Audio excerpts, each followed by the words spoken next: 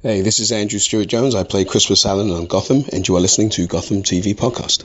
This is Victoria Cartagena. I play Renee Montoya on Gotham, and you're listening to Gotham TV Podcast. Welcome to Gotham TV Podcast. This is episode 15. What did you think of our new intro?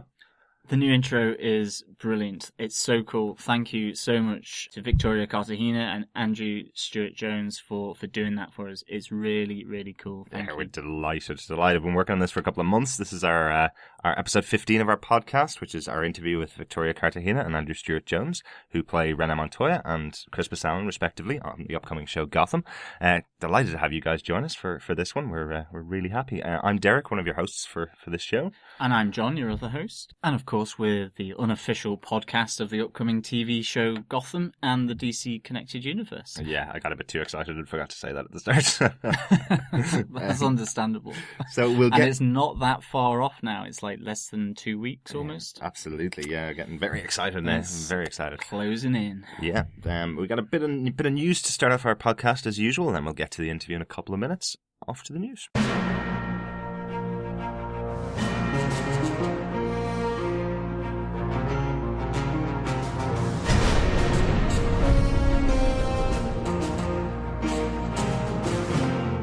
The big news, other than Montoya and Allen being on the show, is that Netflix purchased the worldwide broadcast rights for Gotham, and that's essentially before the first episode has even aired. In relation to what Netflix has done previously, this is pretty unprecedented, and that the streaming service would have purchased this before that first episode or even the first season has been broadcast. And essentially then it's going to begin streaming in 2015 after linear TV, so that's the networks or terrestrial TV, say over here. Fox, CTV, Channel 5 complete their runs of the show, so they'll stream after the shows have aired on those different broadcasters. Yeah. Like it's really interesting that they've done this. Like Netflix is becoming a huge powerhouse in broadcasting at the moment. You know, they've said 2015 is when they're airing. They have not confirmed a date. They've not confirmed a month. Some people are speculating that essentially it'll come out around the same time as DVD or Blu-ray will come out for the season. I'm kind of feeling like their specific wording around it was once it finishes on linear TV, it'll be broadcasting on Netflix worldwide. There's a lot of territories where Netflix is that don't actually have a confirmed broadcaster for the show. So I think they're going to get in quite early with this. I think it's probably going to be, if we've got 16 episodes, that'll probably finish somewhere around March, April next year. And it could be quite quickly after that. It could be maybe a month or so after that that's finished. Yeah, I think this is really important for the show Gotham. It potentially, I'm sure they've seen at least the pilot. Mm-hmm. They have some idea what they're purchasing, at least. It's not a complete blind purchase, I wouldn't have thought. Oh, I'm sure. But having said that, that's a really good statement for the show. It, obviously, with the money associated with the deal, provides financial impetus to the show.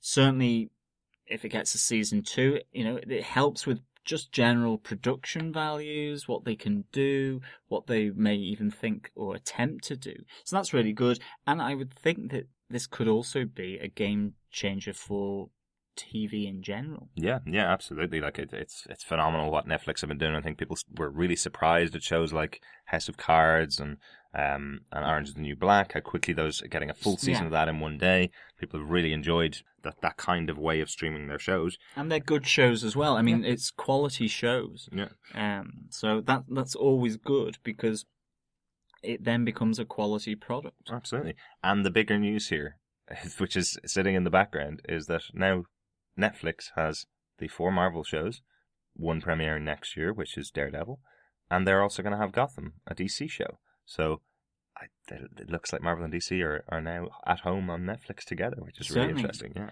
And Netflix aren't necessarily or simply going to choose one over the other. Exactly. That essentially is not going to happen anymore. Yeah. So really interesting. Only other bit of news for ourselves for Gotham TV Podcast, just so you guys are aware, we're doing a roundtable discussion with 2 other podcasts on Saturday coming, depending on when you're listening to this. That's the Saturday the 14th of September at 8 p.m. in the US. Which is 1 in the morning. 1 in the morning over here in Dublin. Yeah. on Sunday morning. So we'll be in a different day. Yes, I'm sure it'll be really, really exciting, and I'm sure we'll be effusive in our conversation as always. I'm looking forward to it. I think there's video as well, so you can see us fall off our chairs with the lack of sleep that we're getting.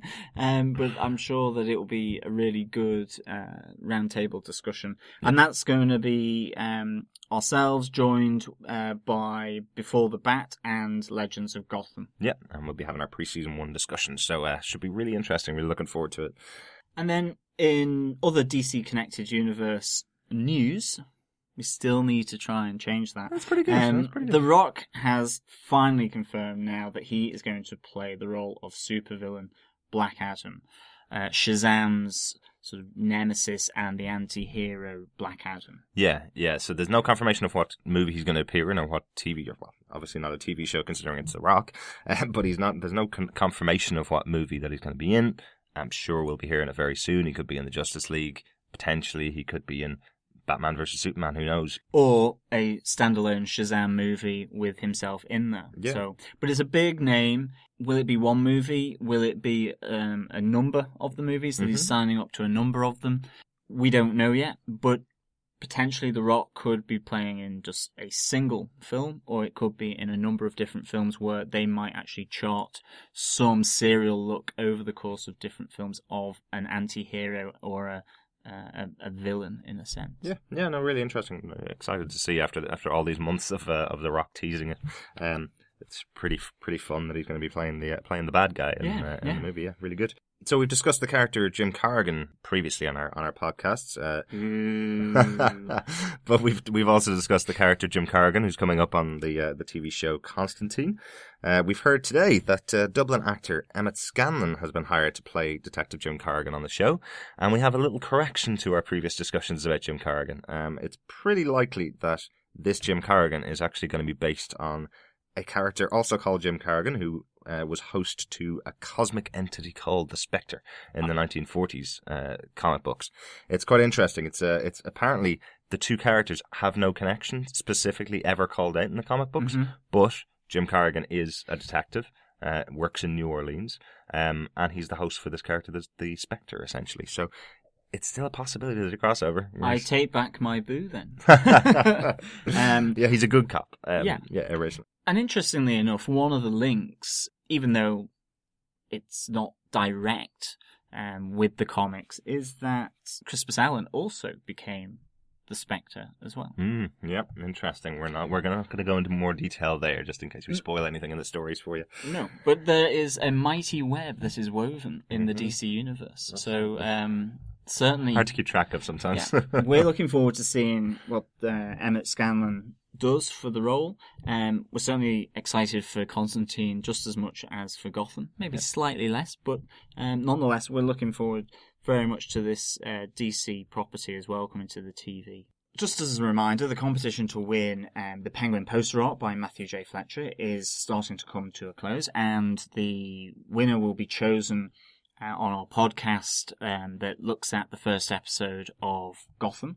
Remember, this is open to anyone worldwide. All you need to do is post a comment, send in a question, provide us with some feedback for discussion, put up a review on iTunes, and you'll be put into the hat for this piece of Penguin poster artwork, again, by Matthew J. Fletcher. Yeah, so we got a few people in the hat already. As John said, all you need to do is just post a comment or send a question. Dan Miles actually did all of these. He posted a comment, sent an iTunes review, and posted on our website in the feedback section. So thanks so much, Dan. It's really good to hear from you.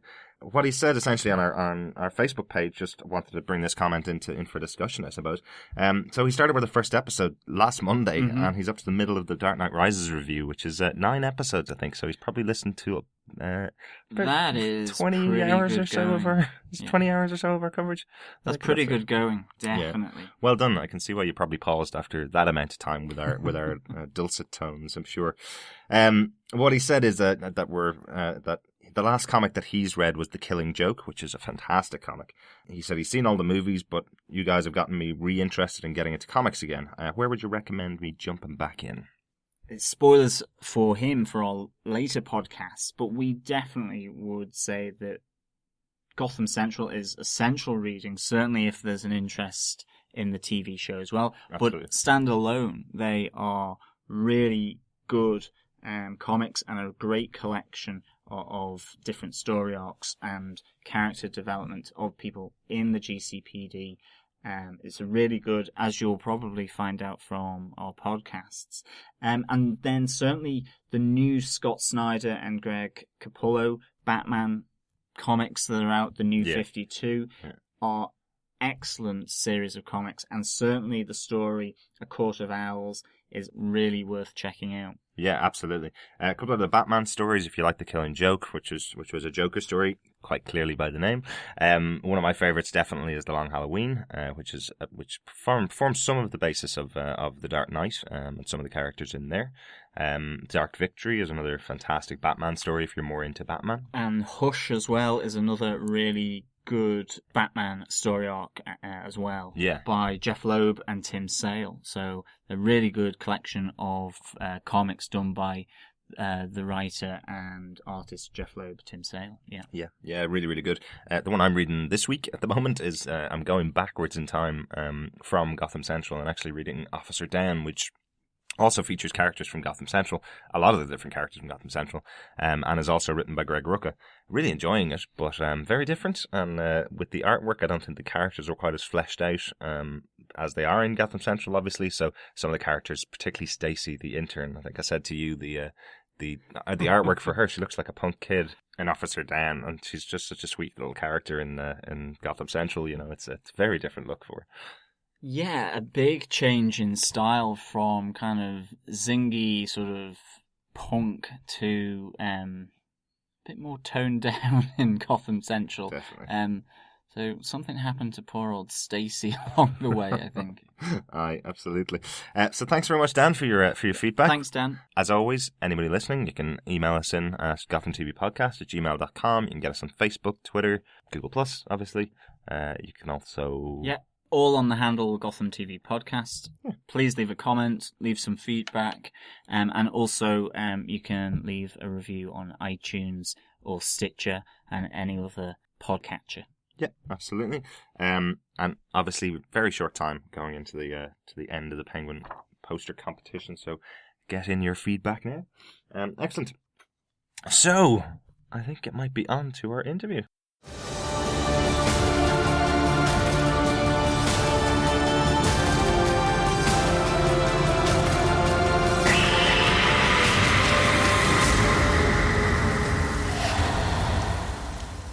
So before we start off with the interview, we obviously just want to say a bit of thanks.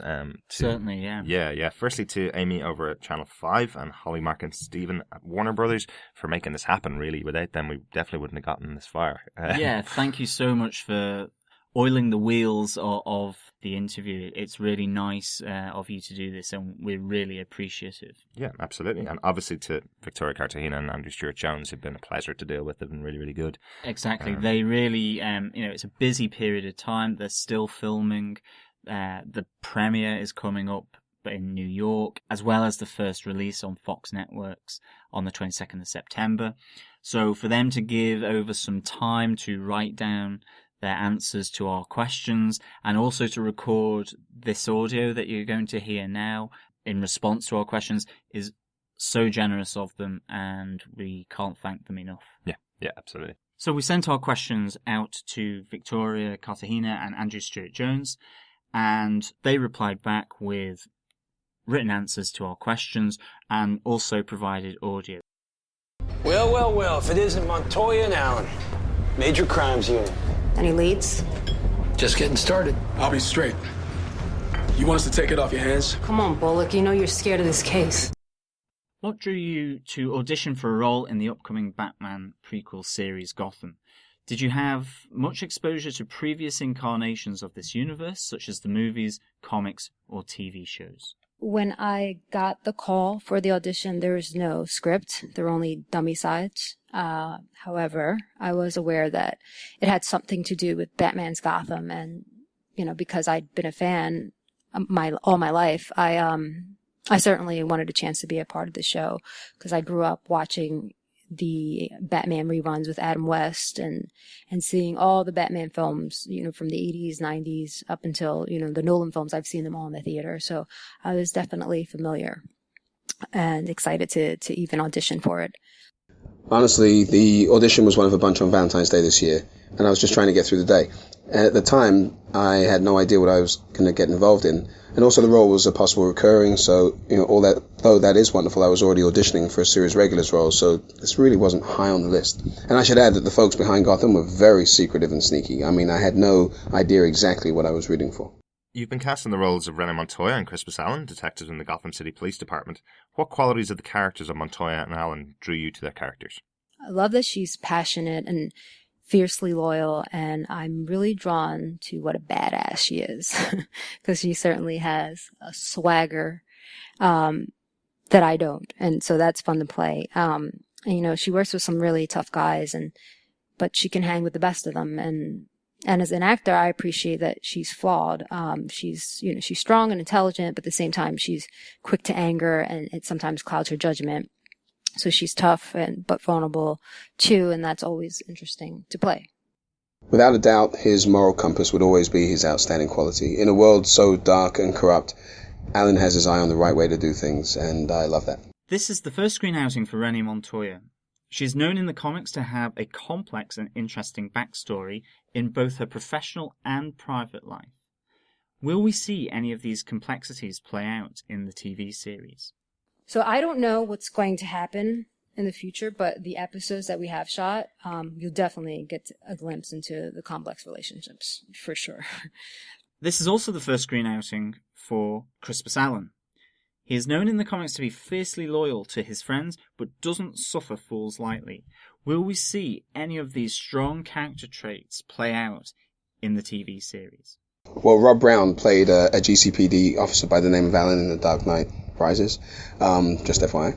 But yes, this is Crispus Allen's big debut as such, and you've basically described me, Andrew, to a T, so yes. Another important person in Renee's life is Detective Crispus Allen, your partner in the GCPD. Given that they have such a close relationship, how has it been creating and developing that bond with Andrew Stewart-Jones? I absolutely could not have asked for a better screen partner. From the first day that we walked onto set, we had this immediate connection, and he's become a really great friend, and I think our bond just keeps strengthening the more that we work together, and it's certainly transferred onto the screen. He's just an amazing actor, very generous actor, and just a lot of fun to be around. So I'm really just grateful to be able to be his partner. Detective Allen is very protective of Renee Montoya, his partner in the GCPD, and is known in the comics to have her back in many tough situations, both in the field and in the office. Are you enjoying creating this partnership with Victoria Cartagena as Renee Montoya? Working with Victoria is an absolute honor and a treat. She's incredible. Very giving, funny, and gullible. So susceptible to all of my shenanigans, which I love. The on-screen relationship, I believe, will benefit from the instant connection we have as professionals. We've been covering the comic series Gotham Central in the lead up to the show, and have particularly been enjoying the interplay between your character and Crispus Allen. We know that you've been reading the series too. Are there any standout moments that you have read and would like to see transferred to the TV series? I really loved this story arc for Renee in Half a Life. She went through a lot of highs and lows, so I really hope that it makes it onto the show, because what stood out to me was how strong the bond is between Montoya and Allen. During those really tough times, Allen was really the only person who went to bat for her, and he had her back without question. And you could just see how loyal and fiercely loyal they were to one another, and how much they trusted each other. And so they're more than partners. They're friends, or more like family, actually. So I hope that the audience will get to see that bond, and it was important to me to see it, to read it on paper, to make sure that we were, getting the job done. We're also enjoying the interplay between your character and Renee Montoya. We know a number of the cast have been given Gotham Central to prepare for their roles. Were you given any reading material to guide your preparation of your character? And to what extent do you balance this with bringing new ideas to the role? I wasn't asked to read anything, but I'm a bit of a comic nut. I didn't want to just lift the character off the comic book pages and present him on people's screens. I wanted him to be human, accessible. But at the time, I am committed to always having the comic as the foundation upon which I build. Gotham has many different characters on the path to greater destinies. Jim Gordon eventually becomes the commissioner of the GCPD, the young Bruce Wayne will in adulthood become the Batman, and Oswald Cobblepot is taking his first steps on the road to leading the criminal underworld. Which of these narratives most excites you? So I've had the privilege to work with all of these, to do at least one scene with all of these actors. So I'm just really looking forward to what each of them brings to the story, because they're so talented and they bring their own sort of unique and original take on the portrayal. So it's just going to be thrilling to watch, all of them. Gotham has some other interesting characters on the payroll of the GCPD. There is the mystery of Edward Nygma, the intensity of Jim Gordon's moral code, the political aspirations of Captain Sarah Essen, and the old-school style of Harvey Bullock. How does this mix of characters affect the dynamic of the GCPD, and which of these characters interests you the most? The beauty, mystery, and sheer fun of Gotham is the multifaceted dynamics of the relationships. It's never ending. It's always escalating, and it's fascinating to witness. In this version, I was Harvey's partner before Gordon, and so there's tension, a wound or two, and a deep history. I'm closest to him. I won't say, if that's necessarily good or bad. The fan reaction is building for the show in a big way. Are you excited for the New York premiere of Gotham in September, where you and your fellow cast members get to experience the fan reaction to the pilot firsthand? For sure. I'm definitely excited. We've been working on this for months. It feels like a really long time, and we just really can't wait to share it with the public. And I really hope to, hear back from the fans, and I hope that they enjoy it, and I think that they will. So, yes, can't come soon enough. Just a few more weeks. When the word for my level of excitement is invented, I will happily use it ad nauseum. Until then, we can use the longest word from Mary Poppins. It's PG rated, which helps. Finally, if ourselves, Derek and John, Gotham TV Podcast, were to be questioned in the suspect interview room at the GCPD, which of the Montoya-Allen partnership would play the good cop, and who would play the bad cop? Don't hurt us. And this is my favorite question. So, you guys are so great that I think there'd be no need for either of us to play the bad cop, but on the off chance that one of you broke the law, or you just had something that we needed, some information, then I'm pretty sure Montoya would be the one to ride you until you spill the beans, because she is a dog with a bone, that one. So, yeah, I put my money on Montoya. If you ever end up being questioned by us, that information will not help you in the slightest, and you will be wishing and praying to wake up from your bad dream. Right? Gotham TV Podcast, do not cross Allen and Montoya. Oh, and just so you know, thanks for all this. I'll be listening in, and enjoy the premiere. So once again, we really want to thank both Victoria Cartagena and Andrew Stewart-Jones for their time responding to our questions. We hope that everyone enjoys listening to their answers, and it's really nice to hear some of their responses, particularly this nod to Harvey Bullock and Crispus Allen's potential relationship. Mm-hmm. That's a really interesting point from some of those answers. Yeah, everyone's got a history in Gotham, don't they? It's awesome. Absolutely.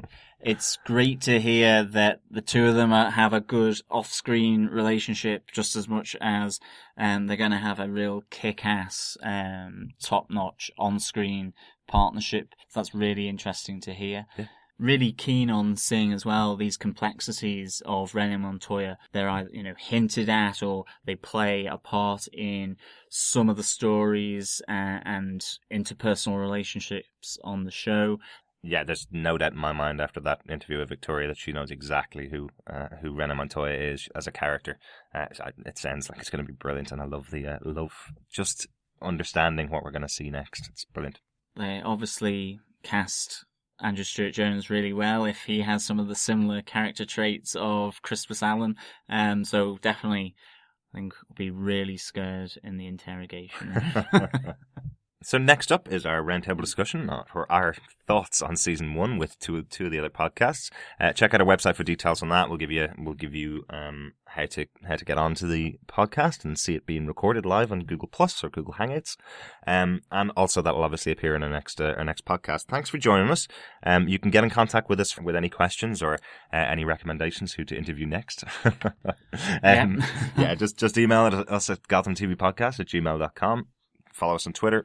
Follow us on Facebook. Yeah, Google Plus. We also have Flickr and Tumblr as well. Follow us. The handles are all Gotham TV Podcast. Mm-hmm. You're more than welcome to drop us a message and leave a comment, leave feedback, and by leaving a review on iTunes. Brilliant. Thanks very much for joining us, and we'll talk to you again soon. Yeah, thanks again. However dark and scary the world might be right now, there will be light. There will be light. Brooks.